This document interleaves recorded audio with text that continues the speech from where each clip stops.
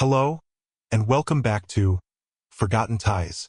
Today, we're diving into a story that sits at the razor's edge of hope and utter despair. A narrative so improbable, so drenched in the irony of fate, that it will make you question the very meaning of connection. This isn't a fairy tale. This is a medical mystery wrapped in a human tragedy, played out across the sterile silence of hospital wards and the deafening echo of a family's shattered life. Imagine this. A man, Elias Vance, a quiet, unassuming historian from Portland, Oregon, who spent his days tracing the faint lines of the past. His life was orderly, predictable, a comfortable routine of dusty archives and strong black coffee. He was, to all outward appearances, an ordinary man living an ordinary life, until the universe decided to throw an astronomical curveball, proving that sometimes the most mundane existence can be hiding the most extraordinary and terrifying secret. Elias wasn't hiding a criminal past or a secret fortune. His secret was coursing through his very veins, a biological anomaly that, up until 6 months ago, was merely a footnote on his medical chart. Elias possessed one of the rarest blood types on the planet, Bombay $\text O$, or the Bombay blood type. For those who don't know, this isn't just a subtype. It's an absence, a genetic quirk where the $\text H$ antigen, the foundational building block $4 $A$, $text B$, and $text O$, is simply not there. His blood could kill almost anyone else, but for the 1 in a million who shared this silent mutation, it was the only lifeline. Elias's life unraveled the day his son, little Caleb Vance, a bright-eyed boy of 7 with an infectious giggle and a mop of fiery red hair, was diagnosed. It wasn't the flu. It wasn't anything simple. It was an aggressive, fast-moving form of aplastic anemia. Caleb needed a massive, life-saving blood transfusion. Immediately, the irony, the twist of the knife was immediate and brutal. Elias, the father, the perfect genetic match in every other way, couldn't give his son the blood he needed. Caleb, too, carried the Bombay $text O$ type. It was a genetic inheritance that had become a ticking clock. The local blood bank? They had never seen a unit of Bombay $text O$ blood. The National Registry offered only silence. Imagine the scene. The fluorescent lights of the hospital, humming like a swarm of angry bees. Elias and his wife, Serafina, a woman known for her fierce resolve, now reduced to ghosts haunting the pediatric wing. Serafina, her usually vibrant, coiled black hair now dull and unkempt, clung to the hope that a simple universal human trait, blood, would save her son. But their son required the impossible. Days bled into weeks. Caleb grew weaker, the vibrant color draining from his face like watercolor in the rain. Elias, a man who believed in facts and documented history, was now searching for a miracle. He took to the internet not for historical documents but for a global anomaly.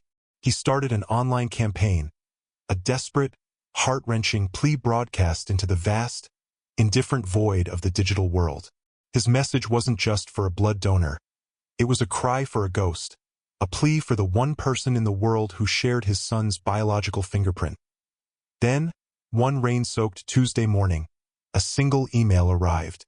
No subject line, no proper greeting, just a name and a number.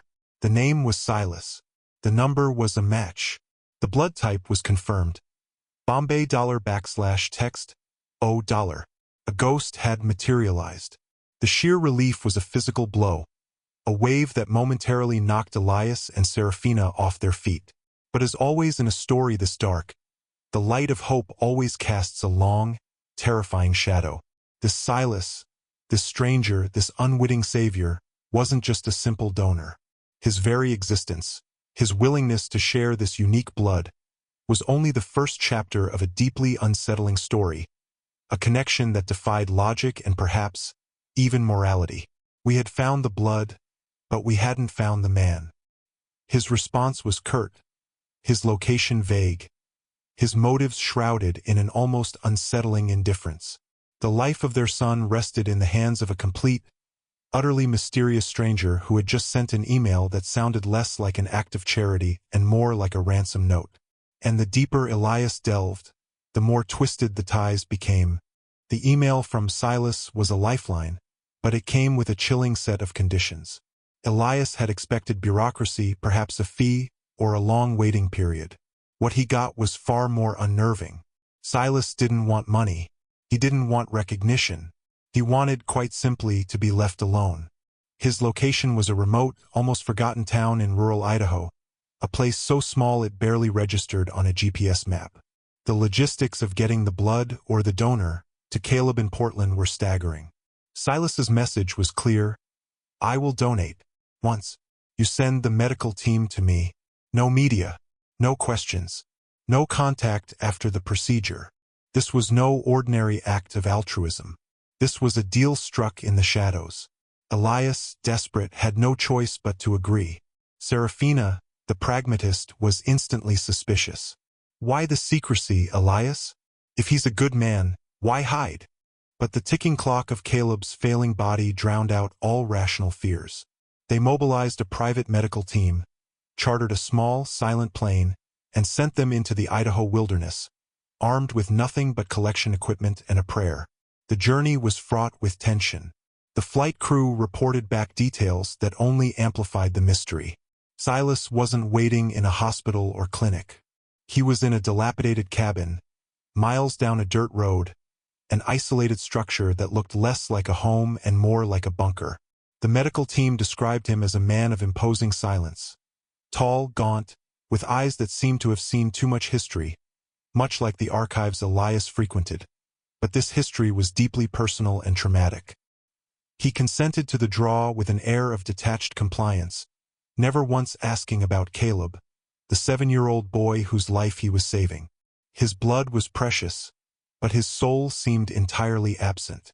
The collected blood was flown back immediately. A priceless cargo rushed against the setting sun. The transfusion began. For the first time in weeks, a glimmer of life returned to Caleb's pale features.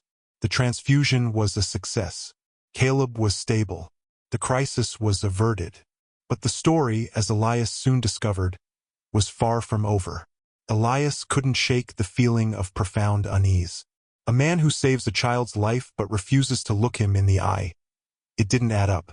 The historian in Elias, the man who was trained to seek truth buried beneath layers of misdirection, couldn't let it go.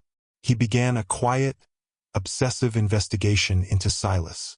He started with the name, cross-referencing the rare blood type with various historical registries. The Bombay blood type is so rare that every known case is essentially documented. And what Elias found, hidden deep within an old medical journal from the late 1980s, wasn't just a match, it was a familial echo.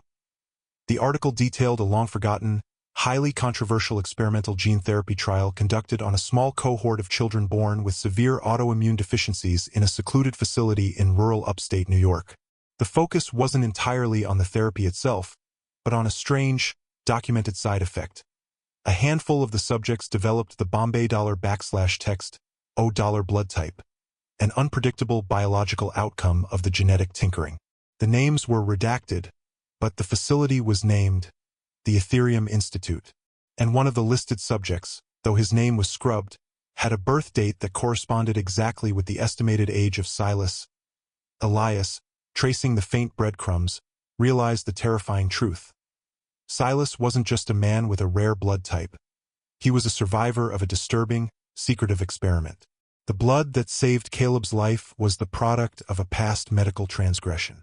This explained the secrecy, the isolation, the haunted look in his eyes. Silas wasn't a selfless donor. He was a desperate recluse, guarding a past that was not only his but potentially the dark history of his rare blood type. The revelation was a seismic shift.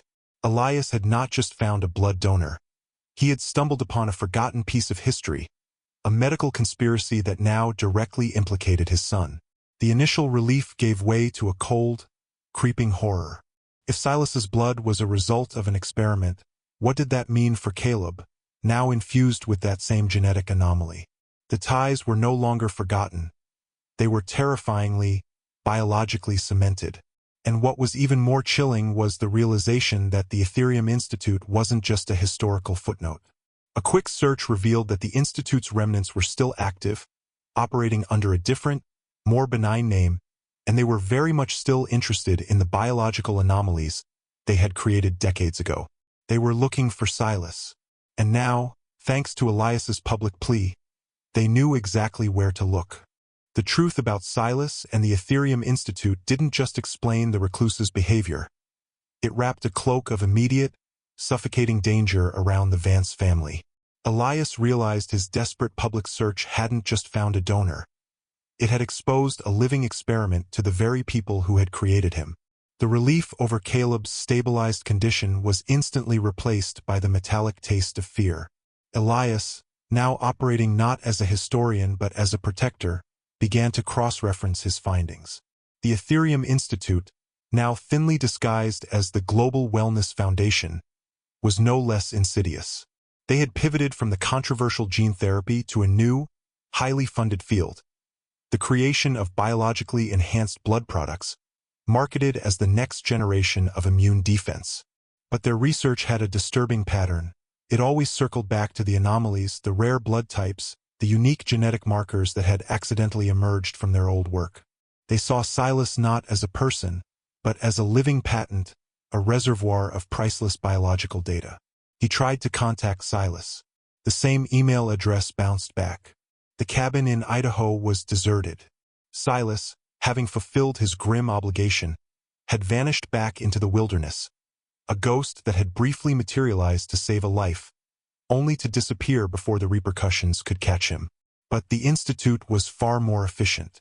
Within days, strange things began to happen around the Vance family's home. Unmarked cars lingered on their quiet suburban street. Calls to Elias's office phone would go silent the moment he answered. Serafina noticed a man in a pristine, but slightly outdated, dark suit repeatedly walking past the hospital wing where Caleb was recovering. This wasn't coincidence. This was surveillance. The Institute, realizing that Silas had slipped away, was now focused on the next best thing. The recipient of his unique blood, Caleb. The Institute knew that Caleb's survival confirmed the viability of Silas's blood. They wanted to understand why the Bombay $text, O blood, infused into another carrier of the same type, had been so incredibly effective. They were hunting for a secondary source of their lost asset, a biological echo they could study. Elias knew he had to move, and he had to move fast. He and Serafina executed a frantic, secretive plan. They discharged Caleb not to their home, but to a hidden safe house, a cramped, dusty apartment above a forgotten bookstore owned by an old colleague of Elias's, a man who owed him a quiet favor. They fabricated a story of a long-term rehabilitation facility visit and cut off all digital communication. The digital historian had to become a master of analog secrecy. But the most terrifying discovery was yet to come. During their frantic move, Serafina was packing Caleb's medical records. She found a seemingly innocuous note tucked into his file from the hospital's hematologist, Dr. Anya Sharma, a doctor who had treated Caleb before the crisis. The note read, "Remarkable recovery.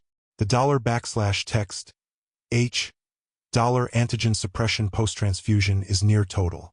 Monitor for unknown $text, RH, $null factors." Elias was a historian, not a doctor, but the term $text, RH $null factors, struck a discordant note. He used his remaining secure connection to contact a retired medical researcher he knew from his Portland University days.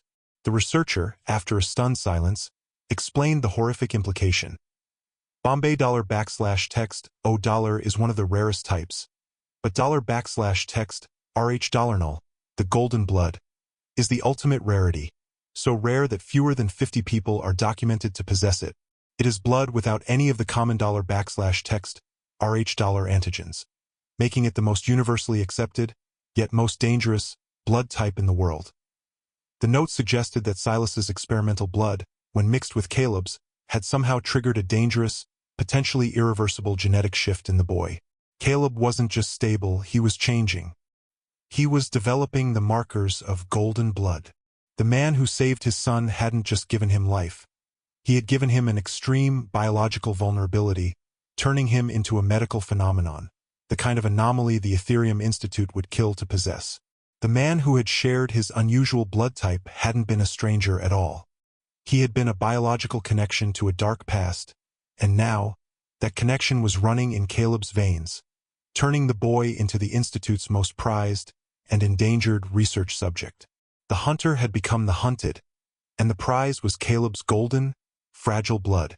The realization that Caleb carried the potential for Rh0 blood, the golden blood, was the final, crushing weight in this tragic saga. It wasn't just a life saved. It was a life fundamentally, terrifyingly transformed. The silent, watchful enemies outside their safe house weren't just looking for an anomaly. They were hunting for the rarest, most biologically significant human specimen on the planet. Elias knew the Institute would not stop. They had invested decades into these genetic anomalies. They would find Caleb. His history-tracing skills, his obsessive attention to detail, which had once been a scholarly tool, were now the only thing keeping his family alive. He began to anticipate their moves, dissecting their historical methods. The Institute's previous iterations always relied on bureaucratic cover, the appearance of legitimacy. His plan was a desperate gamble, to use the Institute's own thirst for public validation against them. He couldn't fight them in the shadows, but he could expose them in the blinding light of the media. He decided to tell the story, not just of Caleb and the rare Bombay blood type, but of the entire horrifying chain of events. The secretive 1980s experiments, the reclusive Silas, the resulting golden blood anomaly in his son, and the stalking by the Global Wellness Foundation. He needed a conduit, someone who wouldn't just print the story but who would broadcast it with the same sense of visceral journalistic urgency that had gripped him. Elias reached out to a trusted, but fiercely independent, investigative journalist, a woman named Zara Khan, who had a reputation for ripping the veneer off corporate deception. He delivered his evidence, the old medical journals, the email from Silas, the cryptic doctor's note, and footage of the surveillance cars, not to a newsroom but to a secure Dropbox he had set up months ago, a contingency plan for a disaster he never thought would come. The result was immediate and explosive. Zara Khan's exposé didn't just mention a rare blood type. It detailed a terrifying biomedical conspiracy, backed by Elias's meticulous, undeniable documentation. The story went viral, a terrifying tale of a father's love meeting corporate bio-exploitation. The Global Wellness Foundation was hit by a firestorm of media scrutiny, their carefully constructed edifice of legitimacy crumbling overnight. They were forced onto the defensive, their operations temporarily paralyzed by subpoenas and public outcry.